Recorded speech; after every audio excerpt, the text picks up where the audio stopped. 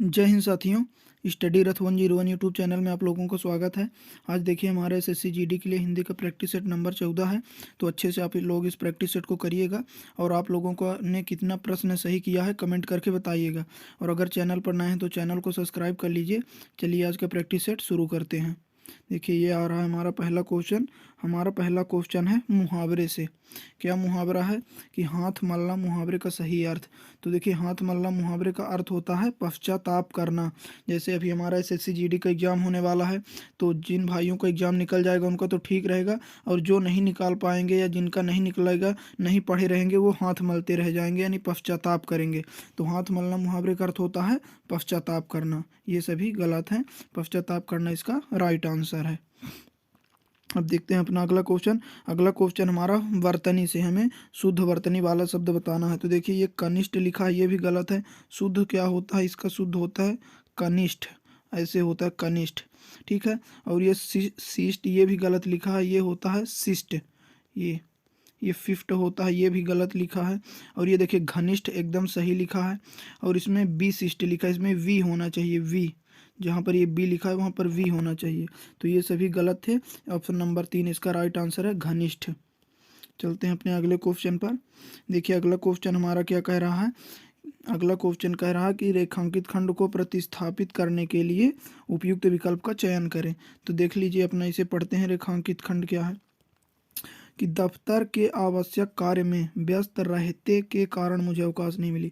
देखिए पढ़ने से ही ये गलत लग रहा है ना, तो ये जो रेखांकित है इसके लिए हमें यहाँ से एक सही विकल्प चुनना है। तो दफ्तर के आवश्यक कार्य में व्यस्त रहने के कारण मुझे अवकाश नहीं मिले, ये गलत हो जाएगा क्योंकि यहाँ लिखा नहीं मिले।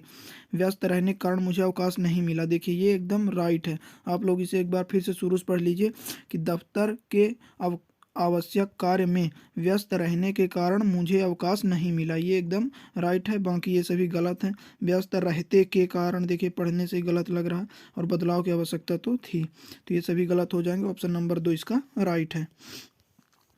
देखिए अब हमारा अगला क्वेश्चन क्या है। अगला क्वेश्चन हमारा अनेक शब्दों के लिए एक शब्द से है। हमें इसमें बताना रंगमंच पर पर्दे के पीछे का स्थान। रंगमंच में जो पर्दे के पीछे का स्थान होता है, यहाँ पर जो रंगमंच करने वाले लोग होते हैं अपना कपड़ा वपड़ा पहनते हैं, बदलते हैं, उस स्थान को कहते हैं नेपथ्य। रंगमंच में पर्दे के पीछे का स्थान होता है नेपथ्य। चलते हैं अपने अगले क्वेश्चन पर।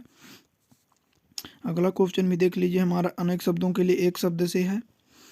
तेज बुद्धि वाला, तेज बुद्धि वाले को क्या कहते हैं, कुशाग्र। तेज बुद्धि वाला होता है कुशाग्र। बाकी ये अल्प बुद्धि तो होगा नहीं, तेज वाला, तपस्वी, विद्यार्थी, ये सभी गलत होते हैं। तेज बुद्धि वाला होता है कुशाग्र बुद्धि। चलते हैं अपने अगले क्वेश्चन पर। अगला क्वेश्चन देखिए, हमें इसमें खाली स्थान को भरना है। विदूषक को देखकर दर्शकों ने क्या किया। तो विदूषक को देखकर दर्शकों ने अट्टहास किया। अट्टहास एक हंसी होती है, तो विदूषक को देखकर दर्शकों ने अट्टहास किया, ये इसका राइट आंसर है। बाकी ये सभी इसमें नहीं होगा। देखते हैं अगला क्वेश्चन क्या है। अगर आप लोगों को क्वेश्चन अच्छे लग रहे हैं तो चैनल को सब्सक्राइब कर लीजिए, ताकि आप लोगों को ऐसे ही प्रैक्टिस सेट हिंदी का मिलता रहे। ये प्रैक्टिस सेट आप लोगों के एग्जाम के लिए काफ़ी बेनिफिशियल रहेगा। देखिए अब हमारा अगला क्वेश्चन पर्यायवाची से है। मृगांक का पर्यायवाची हमें बताना है। तो मृगांक जो है ये चंद्रमा का पर्यायवाची होता है, और चंद्रमा देखिए कहीं पर नहीं है इसमें, और हमें चंद्रमा नहीं है तो चंद्रमा का पर्यायवाची ही बताना है। तो मृगांक होता है चंद्रमा का, और चंद्रमा का ही पर्यायवाची होता है सुधांशु। तो मृगांक का पर्यायवाची हो जाएगा सुधांशु। देखिए मृगांक का पर्यायवाची हो जाएगा सुधांशु। मृगांक सुधांशु, सुधांशु भी चंद्रमा का पर्यायवाची और मृगांक भी चंद्रमा का पर्यायवाची है। चलते हैं अपने अगले क्वेश्चन पर। अगला क्वेश्चन हमारा अनेक शब्दों के लिए एक शब्द से है। साधारण नियम के विरुद्ध बात, इसके लिए एक शब्द। तो देखिए जैसे कोई भी साधारण नियम चलता रहता है, उसमें कोई अलग रहता है तो उसे हम क्या कहते हैं, अपवाद। तो साधारण नियम के जो विरुद्ध बात रहती है उसे हम क्या कहेंगे, अपवाद। और अवैधानिक क्या होगा, जो विधि के खिलाफ होगा। असंवैधानिक क्या होगा, जो संविधान के खिलाफ रहेगा। और जो समाज के खिलाफ रहेगा वो होगा असामाजिक। और साधारण नियम के विरुद्ध होता है अपवाद। तो यही इसका राइट आंसर है। देखिए अब अगला क्वेश्चन हमारा विलोम से है। बोला है कि सही विलोम युग्म है, यानी इन चारों में से जो विलोम युग्म सही है वो हमें चयन करना है। तो सांझ का दोपहर नहीं होता, ये एकदम गलत है। कृपण और दाता, देखिए ये एक दूसरे का विलोम होता है, कृपण का विलोम होता है दाता। शुष्क और क्षुद्र नहीं होता, शुष्क का विलोम होता है आर्द्र। और प्रसन्न प्रफुल्ल एक जैसे शब्द हैं, ये भी गलत है, कृपण का विलोम दाता, यही इसका राइट आंसर है। देखते हैं अपना अगला क्वेश्चन भी अनेक शब्दों के लिए एक शब्द से आ गया है कि जो बर्तन बेचने का काम करे। देखिए बर्तन बेचने का जो काम करता है उसे हम कहते हैं कसेरा। कसेरा होता है बर्तन बेचने का काम करने वाला। और बढ़ई क्या होता है, तो बढ़ई होता है जो लकड़ी का काम करता है, वो होता है बढ़ई। कुम्हार तो एक जाति है, और कमेरा कुछ होता ही नहीं है। तो बर्तन बेचने का काम करने वाला होता है कसेरा, यही इसका राइट आंसर, ऑप्शन नंबर 2। अगला क्वेश्चन हमारा क्या है कि हमें वाक्य का वह भाग ज्ञात करना है जिसमें त्रुटि है। तो पढ़िए इस वाक्य को और उस भाग को ज्ञात करिए जहाँ पर त्रुटि है।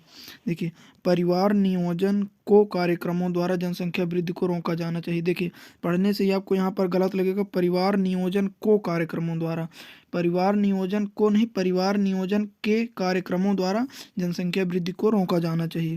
तो यहाँ पर को कार्यक्रमों में गलती है, इसलिए ये हमारा राइट आंसर है।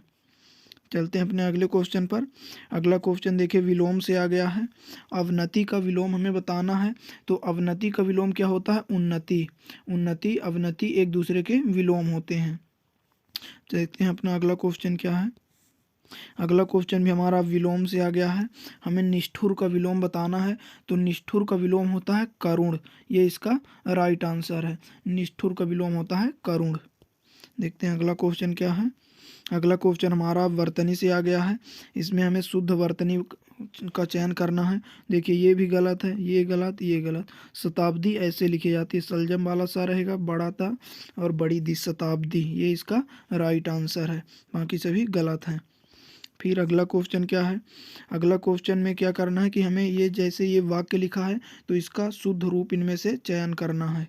ठीक है, ये थोड़ा सा चारों ऑप्शन आ जाए इसके। हाँ अब देखिए हमारे अध्यापक बड़े विदुषी हैं। देखिए विदुषी क्या होता है, विदुषी स्त्रीलिंग के लिए आता है। और यहाँ पर हमारे अध्यापक बड़े विद्वान हैं, अध्यापक यहाँ पर जनरली ऐसे पुल्लिंग के लिए आ रहा है। तो हमारे अध्यापक बड़े विद्वान, ये यहाँ पर बड़ा विद्वान लिखा है इसलिए ये भी गलत है। हमारे अध्यापक बड़े विदुषी, ये गलत। हमारे अध्यापक बड़ा विदुषी, ये भी गलत। हमारे अध्यापक बड़े विद्वान हैं, ये इसका राइट आंसर है। देखते हैं अगला क्वेश्चन क्या है। अगला क्वेश्चन में पर्यायवाची से आ गया है। इसमें क्या करना है, इनमें से एक शब्द पर्याय नहीं है, यानी सेना का जो पर्यायवाची नहीं है वो हमें बताना है। तो ये क्वेश्चन आप लोगों को मैं होमवर्क के लिए दे रहा हूँ, आप लोग इसका कमेंट में आंसर बताइएगा। 3 इसमें से सेना के पर्यायवाची हैं और एक सेना का पर्यायवाची नहीं है, वो हमें बताना है। तो आप लोग कमेंट में इसे बताइएगा। अब देखते हैं अगला क्वेश्चन। अगला क्वेश्चन हमारा मुहावरा से आ गया है। नीम हकीम खतरे जान।